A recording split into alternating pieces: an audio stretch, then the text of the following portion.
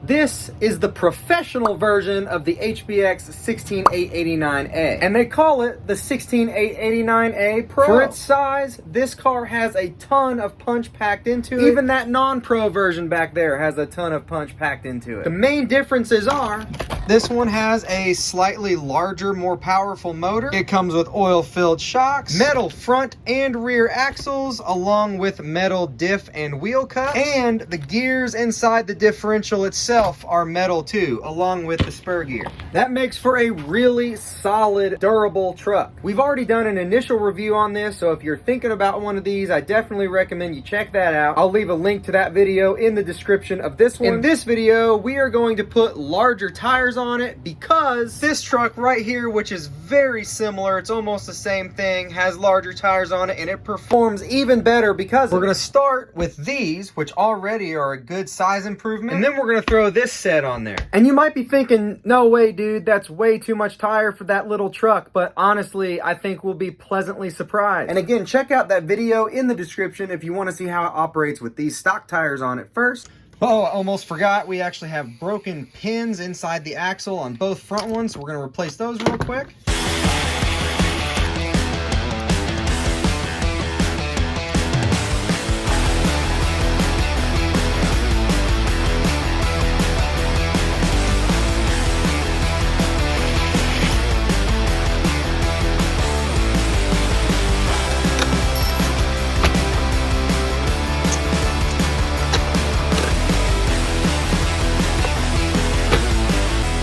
And even though it already has oil-filled shocks in it, it still bounces a little too much for what we use it for, so we're gonna put some 80 weight in there. We already put 50 weight in this truck, so I wanna compare that to what 80 weight does with basically the same vehicle.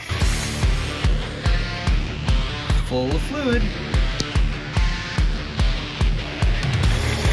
Much less springy. Also, just received this one in the mail, so initial review and field test coming up soon.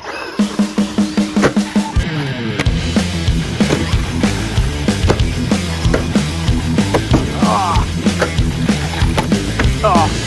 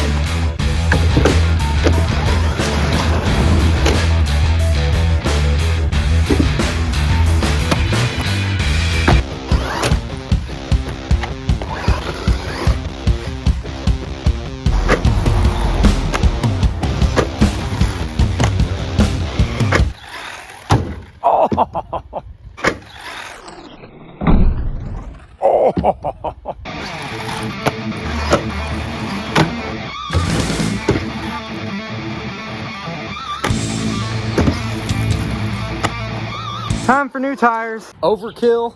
I think not.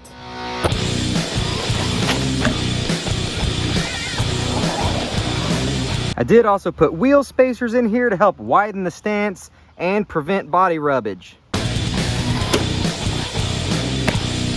Stability. I mean, that is some minimal bounce.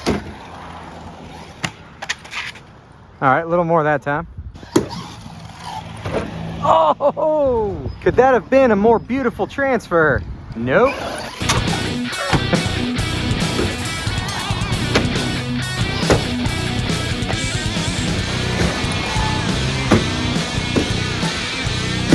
Oh, so close to a front. I think we're overheating.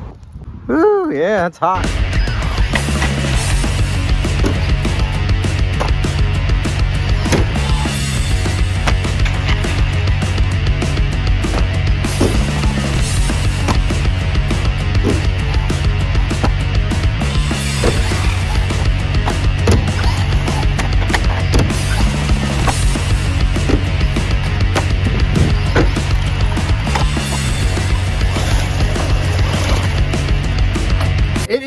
extremely hot out there today, and that poor car was starting to overheat. Definitely nothing to do with the oversized tires. Yeah, just kidding. Of course it does. Larger tires are just like putting a larger pinion on the motor. It gears it up and puts a lot more stress on the motor and the drivetrain in general. As far as drivetrain goes, we have no problems. Everything seems good. It performed pretty well on both of these tires. It did seem a little more stable on these, probably because, in part at least, it's got those wheel spacers in there. I did not use those with these tires. These definitely feel like they're foam filled and have much less bounce to them. I do think they're both an improvement over the stock tires, but these cause it to overheat a little bit too much. So what I may do is put these back on it along with the wheel spacers for better stability and see what we get. And then we'll probably try it on 3S too. I do also feel like this was a pretty good weight for the shocks. We might try even thicker next time because it still compresses pretty easily. Another thing that helps with these tires and it not bouncing is the fact that at full suspension compression, it does not hit the ground. Now, of course, from a higher fall, it probably will, and that's stretching some of those plastic parts, but if any truck can handle it, it is this one. Sometimes I'll use pipe cleaners to tie extra cable up so that it doesn't flop around too much. Keep it away from moving parts. You can get packages of these for really cheap. I'll put a link to them in the description in case you think those might help you. I see absolutely no damage to anything, which I expected because this truck is a total beast monster. We used our 2200 Ovonic battery with a 35C discharge. And this is the battery that was in it the entire time, with both sets of wheels on it, and it's showing 15% capacity left, so that actually might be why it was cutting out, not necessarily heat, even though it was super hot. I am not sure if this ESC has a thermal cutoff. It may not, but either way, this battery ran for a long time, and this truck took a lot of abuse and just performed really well. And these batteries do not fit in this tray, but I usually just put a little bit of foam here and let it sit on top of the servo. Strap it in real tight and it works just fine. I'll put a link to these in the description in case you think you want some. My ESC loosened again, even though I just put some new tape under there. Does anybody have a good recommendation for tape for ESCs? Because I have yet to find a good tape that holds really well.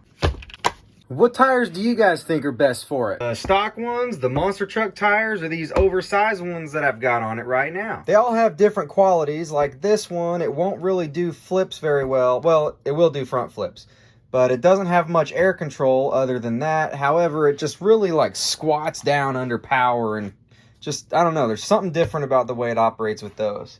These, it really gets up and goes quickly. Even though this technically gears the motor up quite a bit, it still has a lot of power and speed, plus more control in the air. But both of these still bounce pretty bad on landings, while these definitely helped with the bouncing issue. With these on it, it flips through the air like a one-winged bird. However, it's a little bit slower to get up to speed because, again, it gears the motor up so much.